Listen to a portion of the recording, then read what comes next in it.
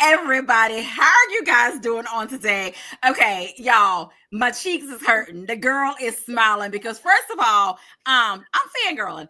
I am hanging out with Professor Angela Jackson Brown, guys, and her new book, Untethered. Let me just tell you, I'm gonna just tell you right off. Oh, it's a 10. It's a 10. It's in the top 5 of my 2024 reads. I am super duper excited that we have a new release exclusive with my girl Angela Jackson Brown on today, guys. You know, she came to us last year with Homebound. We definitely enjoyed that as well. So, of course, if you guys are just joining us, let me tell you, pull up a seat, grab a warm beverage, tell a friend and tell a friend to come on down to the cafe because we're hanging out with Angela Jackson Brown. And guys, before I allow her to introduce herself, first of all, check out that cover. Okay, we gonna leave that at that. Now, Angela, please, my friend, introduce yourself to the people. Oh my goodness, Angela, you are my friend in my head. You were my friend in my head a long time ago because I follow you, and you're the way you just hype up authors in ways that we often don't get hyped up. Oh, It means so much to have you in our corner. So thank you so much. you're so welcome. So my name is Angela Jackson Brown. I am an associate professor at Indiana University in Bloomington, Indiana. I also teach in the low residency program in the Naslin Mann School of Writing at Spalding University. And I have been a writer of some sort since I was a small child, but didn't really get into publishing until I was in my 40s. So I guess you could say I was a late bloomer. I'd rather say that it took me that long to really understand my voice and who I was as a writer. So Untethered is my 6th novel. I've also published a book of poetry. Oh And wow. and Okay. I'm a playwright. So it's I try to allow the story to tell me what it wants to be. So I'm never shy to venture into other genres. But Untethered truly was a labor of love because I felt like the 40 something crowd needed a book where we could have a Black woman of a particular age and a particular body size be seen as someone who is brilliant and who's still sexy and got it going on, Yes. and to have the ex football player see in her the things that she doesn't even see in herself, but also to show her as a powerful force in as a director of a group home for boys. So this was also a love letter to social workers because Oh they too wow. don't often get recognized for the work that they do, and it's a career that you burn out on because you're giving everything to everybody else. And Angela, look, you're hitting on some stuff, guys. Let me just tell you, we're gonna be spilling a little bit of tea, but Angela is hitting on some things that we are definitely going to talk about on today. But Angela, before we get into all of that, my friend, you already know. Okay, see, Angela be getting me at the covers. Okay, guys, I'm gonna get Angela to hold up the print copy, and just so you guys know, it is available in ebook, audiobook, and print. Check out the cover of Unfeathered. Okay, Angela, tell us about it, girl. Spill the tea. Tell us about this gorgeous cover. You know what? I wish there was tea to spill. My publisher, every single time, Harper Muse, who's a part of Harper Collins, every single time they raise the bar in terms of the cover design. I don't give them much to go on. The Wow. couple of things that I did say was, I want her to be a dark skinned Black woman. I want her to have natural hair and textured hair. I want her to be reminiscent of Nina Simone, who she absolutely adores and loves. Yes. And I want her to be in profile. That was pretty much all I said. And the book designer just did an amazing job. I have nothing but good things to say about Harper Collins, Harper Muse. They really do take what we writers, we authors have to say into heart. So I was grateful that they listened to me. I love it. I love it. Well, of course, y'all know I am a book cover nerd. I'm a book cover girly. And again, not only that, it was like, okay, check out the cover. First of all, is Angela Jackson Brown. And Angela, okay, I'm gonna be honest with you. Okay. Um, I didn't know what to expect. I didn't know what to expect. And when I saw the title, because you be getting us with these one-word titles too. I mean, we had Homebound, then we got Untethered. And I'm nerdy. So of course, I had to look it up. I had to look up the word. Okay. So I had to feel like I knew what I was going into. Like, what's the definition of this word untethered? Okay. So once I did all that, and Angela, I started reading. Listen, you captured me like in chapter 1. You captivated me. You held me. And again, y'all, I am being honest with you. This is a book that literally, like, y'all know, usually I'm like 25 pages in. Oh no, like 10 pages in, I was like, oh, this is a 10. This is a 10. It is a tell a friend, all the feels. I mean, first of all, y'all know I love historical fiction. So Angela gives us the historical fiction. Then y'all know I love Southern fiction. So you got Southern historical fiction going on there as well. Mhm. But Angela, you hit on a lot of things in this particular book. There are pull at your heartstring moments as well. And I'm sure you, in writing it, you kind of felt some of these things too. But before we go into all that, my friend, please tell us what inspired this remarkable story. Oh my goodness. Uh, had the idea for this book when I was in my 20s. Oh, Yeah, I had it was not it wasn't exactly like this, okay. but had an idea of writing about a woman who was the director of a group home. But in my 20s, I had her in her 30s. Oh, okay. And so I put that book idea aside, and in the process of looking for my next book idea to pitch to my publisher. I'm so sorry, my throat. Oh, that's okay. I looked in my archives, and I saw this outline, and I thought I can do something with this. But I decided I got to take it in a totally different direction. My 20 something self really didn't understand the nuances of what I wanted to explore, which was the idea of being a woman in her 40s, and what does life look like when you're not married, you don't have children, Mhm. and the things that you do for other people, that's how you define yourself. Mm. And because I realized for my own self is that so much of my life has been around my husband, my children, my profession. And oftentimes, Angela is running at a fourth or a fifth in terms of priorities. Yes. And I wanted to explore that in this character. I wanted to really dig deep into how we as women oftentimes put everyone else in front of ourselves. And then we end up with empty cups, and we're Mm. trying to pour from an empty cup. Angela So won't work. it won't work at all. And Right. so that's the direction I decided to go with this. That this is about a woman deciding that she's got to start to release this obligation to be all things for all people. That she can Wow. no longer just because you can't pour into others if you've not first poured into yourself. And I No. started to learn that the hard way is that I have to first fill up my own cup, and then I can then pour into others, and then there'll still be some left over for me. And Wow. I realized after people started contacting me after reading the book that they got it. Where, particularly Black women reaching out to me saying, "Oh my God, I'm Kasha." And I didn't realize it until I read the book. Or Kasha was my mother or my grandmother.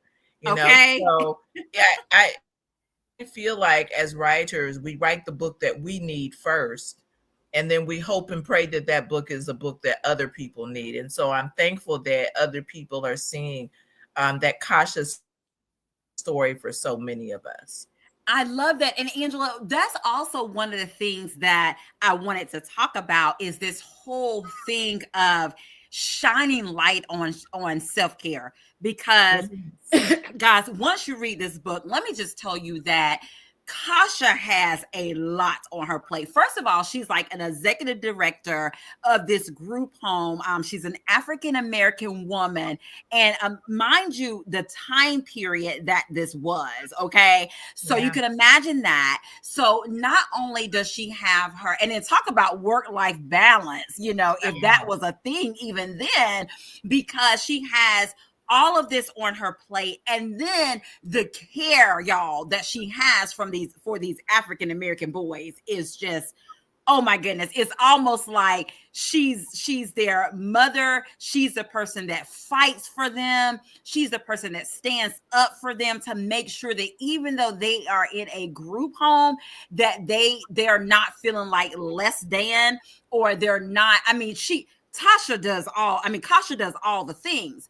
And Yes. then on the flip side of that, she has her home life. And Yes. her home life, y'all, okay, there's so much I want to talk about. You got this woman's home life with her mom, and then with the relationship that is like, okay, is this relationship going anywhere? Like, is it even like a relationship? And then, okay, Angela, you let me just tell you, hit me with some headliners. But with that, how important was it for you to just shine that light? And I know you just talked a little bit about it, about the importance of self-care. Yeah, absolutely. So to give people a little bit of backstory, and it's not giving away too much plot because you find this out in the beginning, but Kasha's father dies when she's in her 20s. Yeah. And so she's tasked to come back home from college and basically take care of her mother, take care of her twin brothers. She becomes the caregiver for the entire family. Yes. And again, she doesn't do it grudgingly. She does She it doesn't. in the way that many of us, we give with the full love of our heart. It's not that we're complaining daily about having to give and give. So she does it because she believes it's the right thing to do, but it doesn't leave much for herself. It And doesn't. the other thing is that she's in a relationship with a man, an older man, brother Leon. Brother Leon, y'all. Brother Leon. Okay, Brother Leon. And she's in this Man, Brother Leon relationship. is a truck driver. He's a truck driver and he's a good man, He's a but good man. He's a but good he's man. not the right man for He's not the her, right man for her. but she settles for him because she's unable to have children and she feels like she needs to get with an older, as they would have said, settled man who had Settle children man. already. So she didn't feel like she could be in a relationship with a man her age who perhaps didn't already have children of his own. So Yeah. she just continued to settle in every area of her life that had to do with her. But for everybody else, she was constantly making sure they were good, that they had all the resources, but not really doing that for For herself. herself. Yeah. And one of the things that I want to talk with you about too, because guys, once you read this story, oh my goodness, you would definitely understand the title a little bit more. So Yeah. I want to ask you, of course, here at the cafe, we like to know, was this your original working title? Or did the title come around a little bit later? But then tell us about that title, because guys, let me just tell you, once you read this book, the title is just so profound, and it's like it's an entanglement that just totally makes sense and is perfect for this book. Tell us a little bit about the title. Well, I will say this, and I think I said this last time. I'm terrible with titles. Uh-huh. I'm at the point of my career now where I just put untitled work and Oh, okay. hope that by the end of the process something will come to me. And this was really I think my editor Kimberly probably came up with 3 or 4 ideas of possible titles that she suggested. Uh-huh. And in that, Untethered was like part of a 2 to 3 word title. And I just thought, ooh, Untethered. I really like this. The idea Yes. of basically just removing all of societal's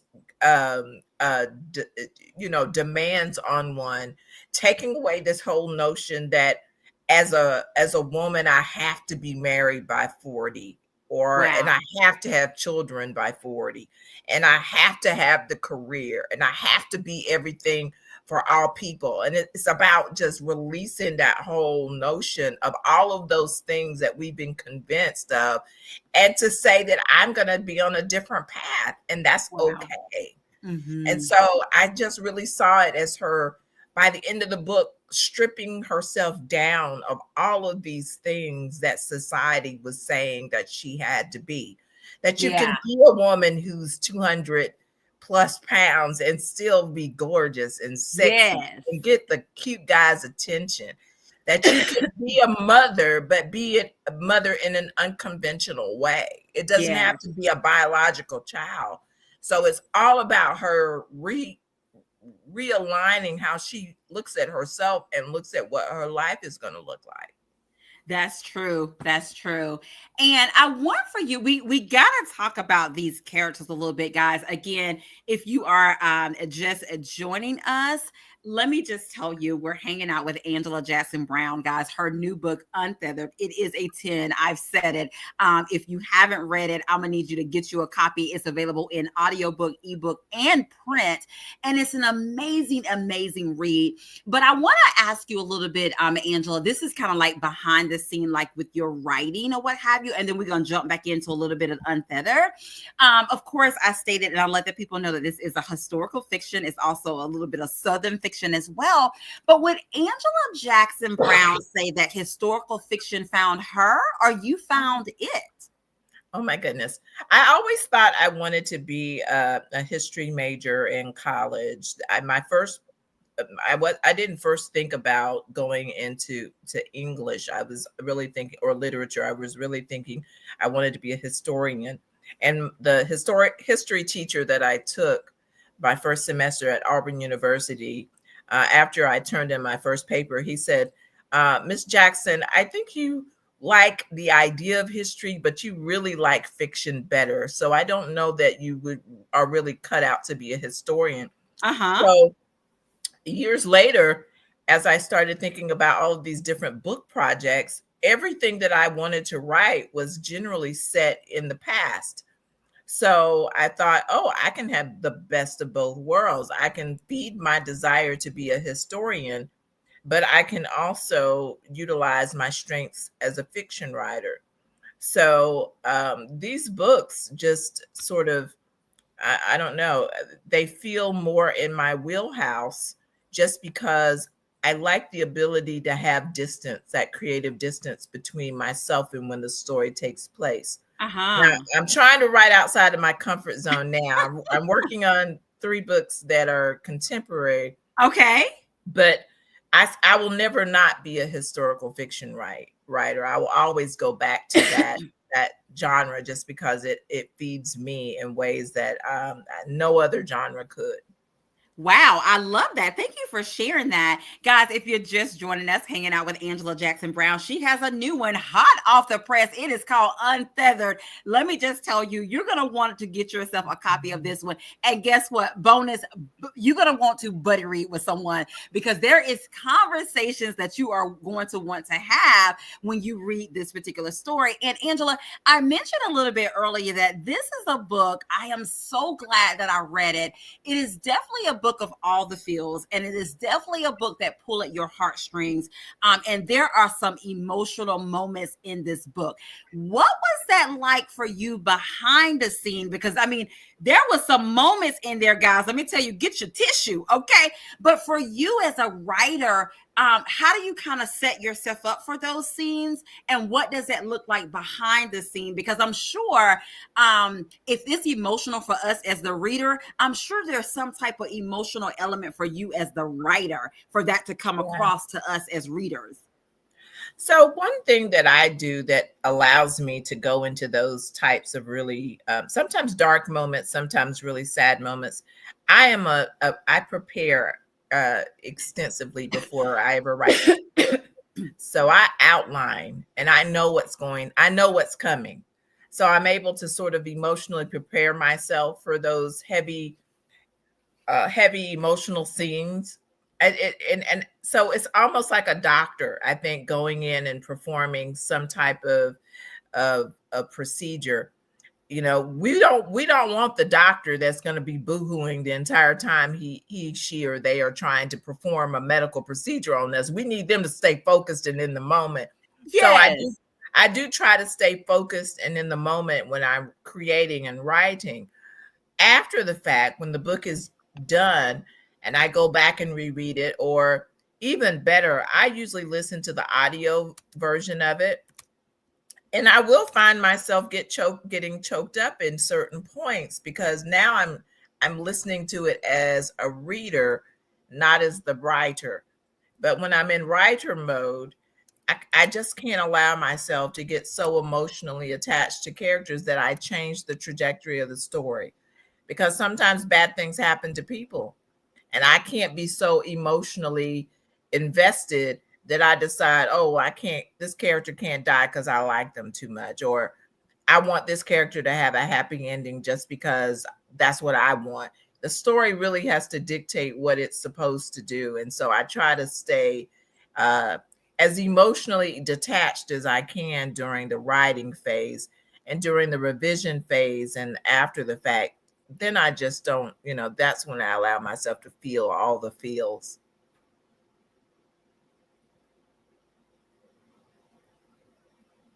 Wow, I love that. And Angela, I'm going to make an announcement. I think for some reason, I don't know if it's going in and out on Facebook, but guys, if you are watching on Facebook and you are having trouble viewing, go ahead and hop over to YouTube. You can watch it there. There's no issues over there, and watch our amazing live that we are hanging out with Angela Jackson Brown. So I'll leave that note up just a little bit in case people are popping in so they know that they can enjoy it on YouTube. Now, Angela, we have to talk about these particular characters, and that is one of the things that I think helped me is the realness of these characters, the rawness that you put out there, the level of writing that people can actually see themselves. They can see family members.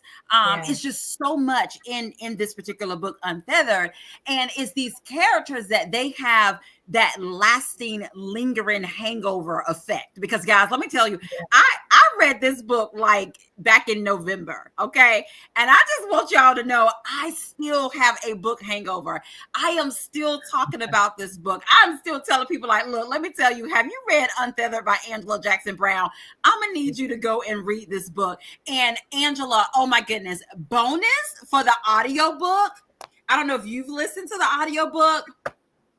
Listen, next level. Okay. So put your next level writing with the next level in the audiobook. And guys, you just have a joy to enjoy as well. Now, I want to talk about the characters a little bit. And so of course we've talked about Kasha a little bit.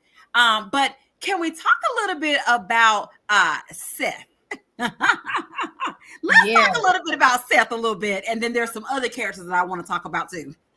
Yeah. I thought, when I thought about her, I'll just be frank. I think about myself in terms of my experiences in high school, and I was a nerd. I was the girl that tutored the football players. I wasn't necessarily the girl that everybody would think of as the cutesy girl. I wasn't a cheerleader. I was the nerd.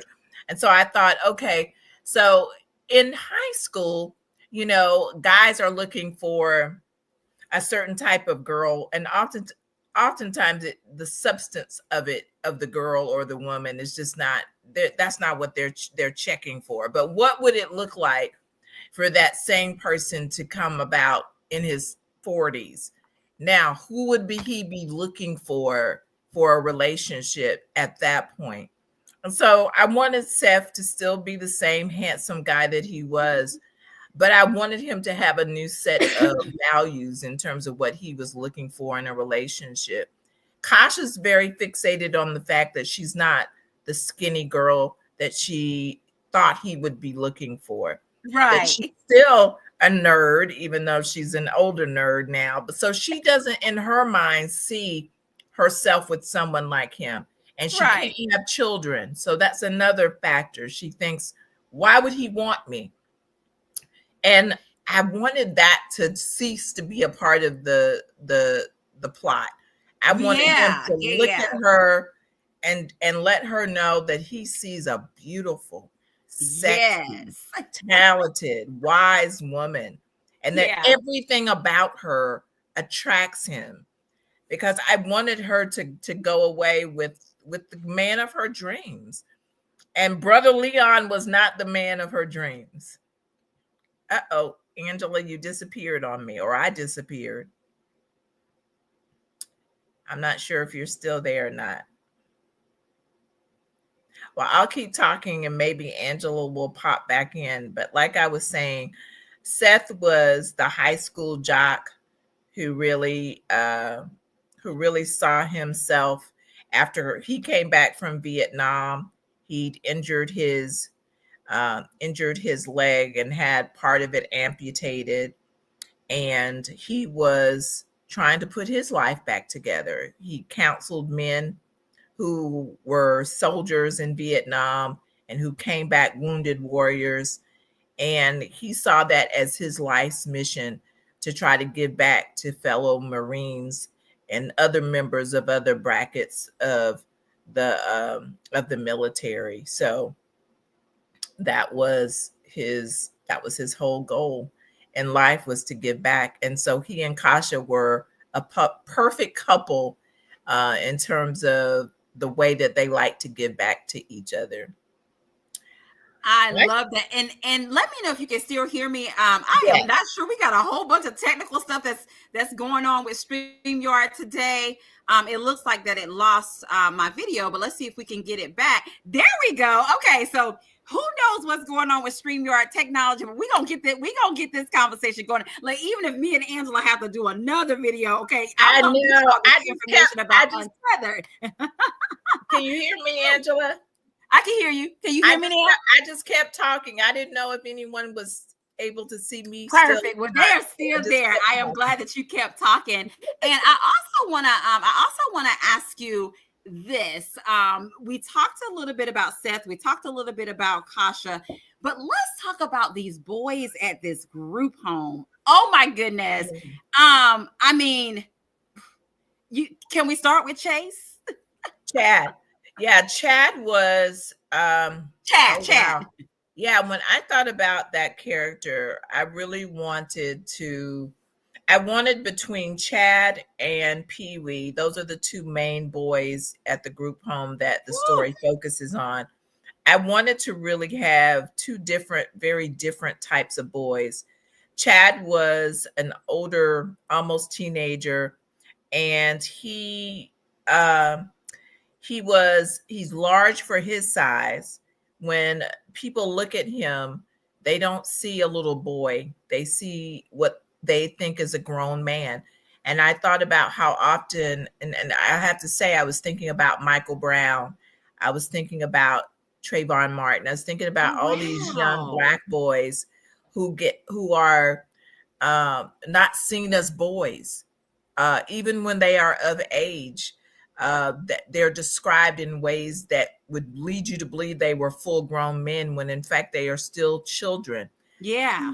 Pee Wee is smaller, would be considered more likely to be adopted because he's cute and cuddly and small. And so I wanted to have those two to be sort of an unlikely brotherhood friendship. Uh, Yes.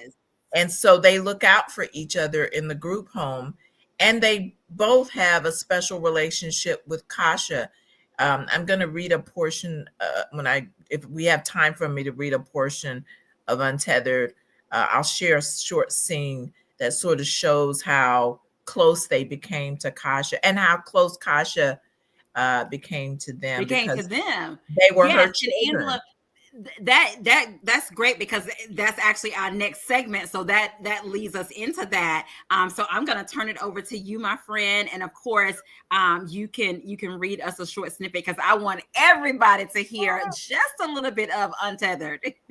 Absolutely. Well, this is a short scene Something really traumatic has happened at the group home with the older boy Chad, and he's in Kasha's office. They've had a really good conversation, and he's just about ready to leave from her office and go get on the van and go to school. So here's the end of that scene. Um, Miss Kasha, his voice trailed. Yes, what is it? I watched as he struggled, almost like he didn't know what to say. Just say it, Chad, whatever it is. I I wish you were my mama, he said, and then hurried out the door. I was stunned. Whew. Not so much that he wished I was his mother. Other boys had said similar things to me over the decade that I'd worked at the group home. I usually let it flow over me, but his words hit differently. My thoughts rushed back to last year where I'd had an emergency hysterectomy. I'd always had a difficult monthly, but they got so bad last year that I doubled over in pain while walking from the house to my truck. The next thing I knew, I was waking up inside the Negro Hospital in Tuskegee. I remembered looking around wildly, relaxing only when I saw my mama sitting by my bed. A doctor stood next to Mama, his skin dark like mine. There was something reassuring about having a Negro doctor, that is, until he shared his news. Oh my goodness, guys. Let me just tell you, that's just a little bit of snippet. There are so many moments in this book that will have you there are moments in this book, and Angela, you wrote it, where literally after like I read it, I had to have a moment. Like I had to like, and that's one of them, but I had to like, just set it down and be like, you know what, let me just soak this in. Let me just sit with myself, sit with my thoughts as well. And there is someone asked the question, is the young boys going to pull at your heartstrings? Okay, I'll spill some tea. Yes. Yes, ma'am. Those boys are going to pull at your heartstring, and that's all the tea you gonna get. Because let me tell you, them boys. Yeah. I have someone, they shared, they said, yes, they will. Please have your tissues handy, all of that good stuff as well. Guys, and again, this is a story of all the fields. And so, Angela, we're going to do a round of this or that, but I want to say a couple of words or phrases, and they are pertaining to the book in some way, shape, or form. And when you hear these words, I want you to share with the audience what comes to mind as it pertains to Untethered with these words. So the first one would be, and we talked a little bit about it, but the first would be just that whole group home environment, that group home social work environment. Tell us about that. Well, I think social workers should be a group of individuals that receive far more praise and love and thanks from us than they receive. They really do work in isolation. Sometimes they work with caseloads that are ridiculously large. And so I wanted to shed a light on that profession, because what they do is really the type of work that would break many of us. When these young boys come to this group home, most of them come from homes where they are abused mentally, physically, in every way else. And these social workers sometimes have to make some very difficult decisions, whether it's to return these children back to those homes after a period of time, or to try to find a place for them in other homes, or in this case, the group home. Mm-hmm. So I felt like it's an industry that I don't read a lot of books where someone who's a social worker is a protagonist. So I felt like this would be a good way for me to pay back an industry that I think just doesn't get as much love as they should. Wow, I love that. I love that. Okay, now this one, Angela, it may pull at your heartstrings a little bit, but that whole family dynamic, because you definitely share with us in Untethered that sometimes blood doesn't make you family. And oh my goodness, when you hear that statement, and as it compares to Untethered and the whole family dynamic, what comes to mind for you? See, you're gonna make me get all teary-eyed. So the the person that comes to my mind is my daughter. My husband and I adopted her last year. She's an adult. She's going to turn 30 this year, and I wasn't able to have biologically any more than one child, and I've realized over time that uh, that children come in different packages. They come in different ways. I think I saw my publicist, Taisha Carpenter's name pop up on here. She's a daughter. Chandra Lynch is a daughter. She's my photographer, but she's more than that. These kids have allowed me, and their biological mothers in some cases have allowed me to love on them and to Wow. show them that they are part of my family, and that family, like you say, is more than just blood. And so these children in this group home are very reminiscent of that type of love, that our hearts are big enough and wide enough that we can expand and love a child that has nothing to do with us biologically. I was adopted myself. My daddy is my daddy. He loved me into a place of healing.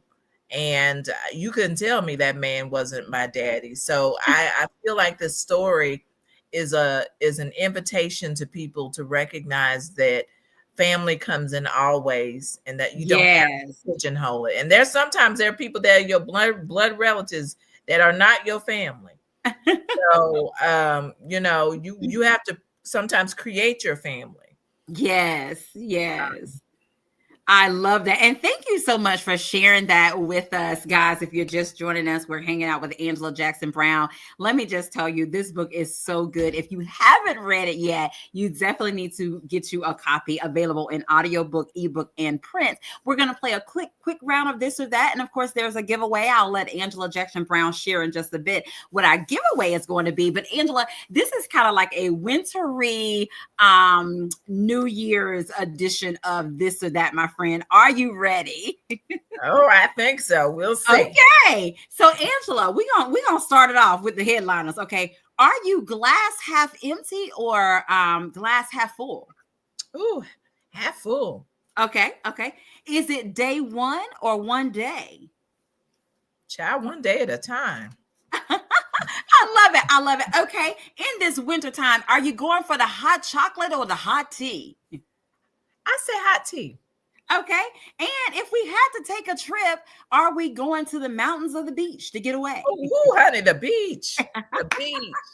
I'm about to start my Alabama book tour, and I can't wait to get further south because I'm wow, I'm so excited for you. Yes. Well, thank you so much for playing a quick round of this or that with us as well. And so, of course, Angela, there is a giveaway. She's getting ready to share with us what her giveaway is going to be. And then we will go through our dynamics. Of course, if you did any type of commenting, you will be in the running to receive what her giveaway is going to be. Angela? Well, I always try to give away autographed copies of my book, but I will do this. If you are a social worker and you have a group of up to 5 social workers that you'd like to do a book club with, I will gift you and your social worker friends 5 copies of my book. I'll autograph it for you all, and I will show up on Zoom to your book club if you want me to. I love that. I love that. Okay, so guys, Angela has put it out there. So you will need to inbox me, okay? And we'll do it. I'll do it with the first one that inbox me. Of course, you can inbox me either on YouTube, you can inbox me on Facebook, and let me know if you have a social worker, if you are a social worker, or if you know a social worker, because who knows who's watching. If you know a social worker that this book would truly bless them, let us know. Put it in the comments section. As Angela said, she would actually gift 5 of those copies and show up on Zoom and do a book club or like a meeting with them to talk about the book. And Angela, look, I'm curious of who they will be because I want to be an honorary guest just to talk about the book. Okay, just to talk about the book. Oh my goodness, as well. So that is going to be our giveaway. So guys, for you guys that are in the comment section, I am relying on you to send me an inbox and a message. Angela and I will be waiting on to receive that for that amazing amazing giveaway as well. And of course, y'all, we have to share with you, how can you get your hands on a copy? Angela, if you don't know, one of the indie bookstores, Riches and Reading, they have copies of your book, Untethered. And I do have a link that I am going to put in the comment section from Riches and Reading, that people can order copies of that. And then I'm sure there is a whole lot of other places they can get the book from, and I'll allow you to share that with our audience today. Absolutely. Depending on where you live in your bookstore, you might in your bookstores, you might just be able to go to your local bookstore and get a copy tonight or tomorrow. But if you go and they don't have a copy, still utilize local bookstores and just ask them to order a copy. That's helpful for authors because it gets us on their radar. So yes, you can go on to Amazon and get it in 48 hours. But if you live in a community that has a locally owned bookstore, let's support local bookstores and get me on their radar. And afterwards, hopefully the next book, they'll just automatically order it. But I used to think as a writer that, every bookstore in the world will have your book. It really is a kind of a word of mouth and readers going in saying, I'm looking for this author. Do you have a copy of that book? And then they start to pay attention and order copies of that author's books. I love that, guys. There you have it. Of course, support your local indie bookstores in your area. Of course, we'll put a link in the comment section for Riches and Reading. Of course, you can go to your ebook resellers, of course, Amazon, all of these places to get you a copy of it. And of course, guys, once you read it, definitely leave a review. I know that Angela Jackson Brown will be so appreciative of that as well.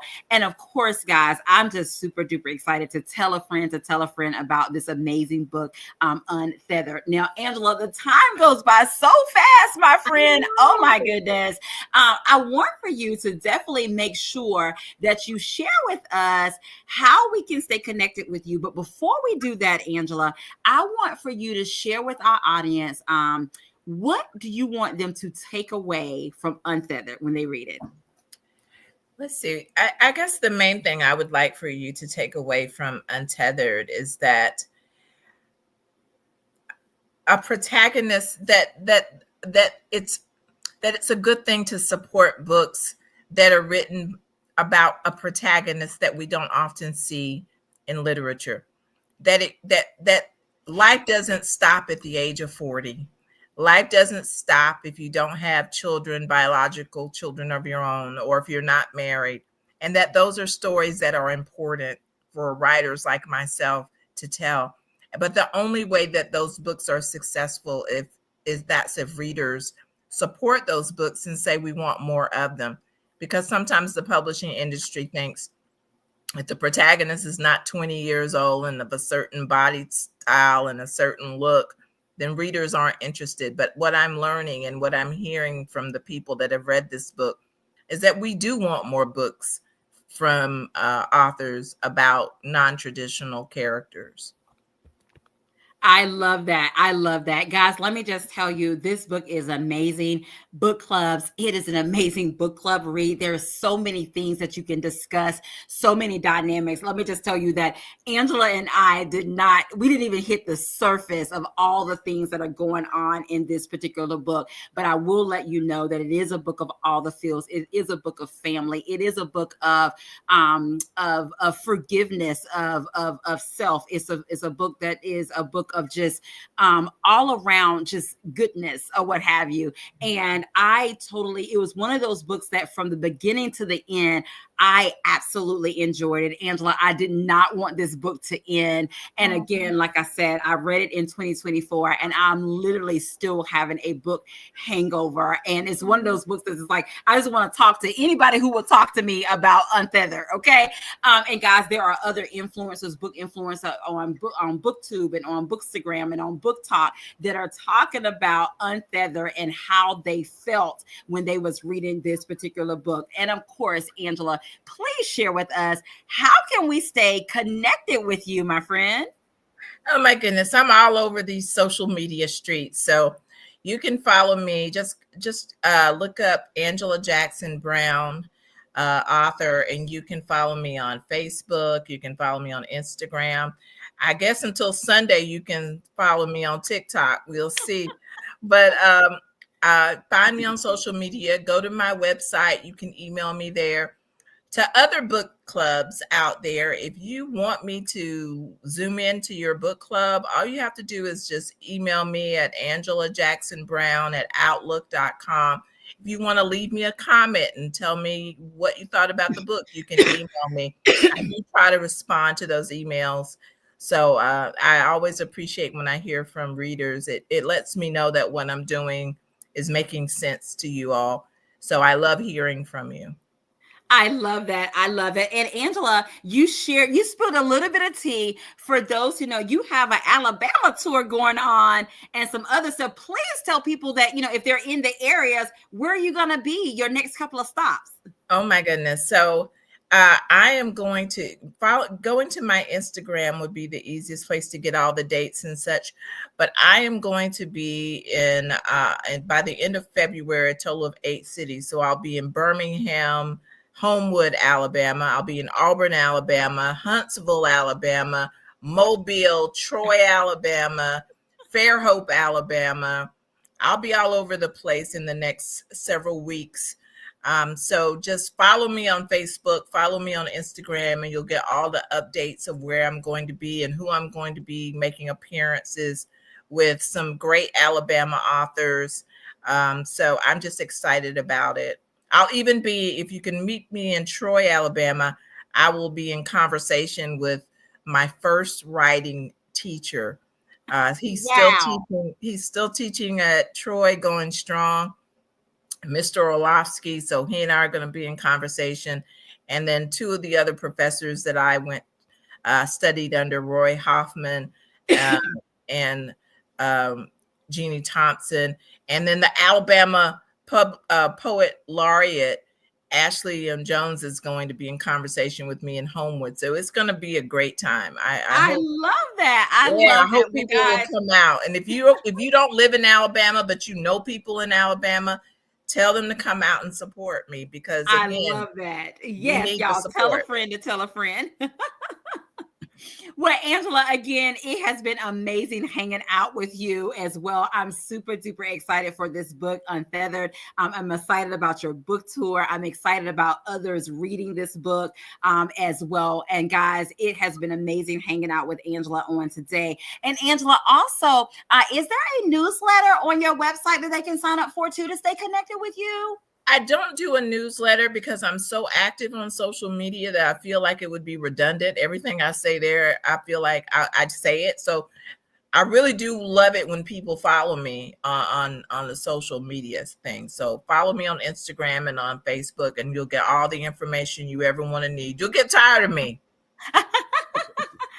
I love it. Well, thank you so much, Angela, for joining us on today. There you have it, guys. Untethered. It is available now. Hot off the press. Let me just tell you, we shared with you how you can get your hands on a copy of it. Just a reminder, make sure that you leave a review and tell a friend to tell a friend about it as well. Of course, you can stay connected with me. Subscribe to my YouTube channel, Angela Anderson, YouTube. And of course, tell a friend to even watch the replay if they didn't get a chance to watch it live. And of course, as we always say, have an amazing day, because we're having an amazing day. And until next time, we'll see you guys later. Be sure to get a copy of Untethered. Talk to you later. Bye-bye.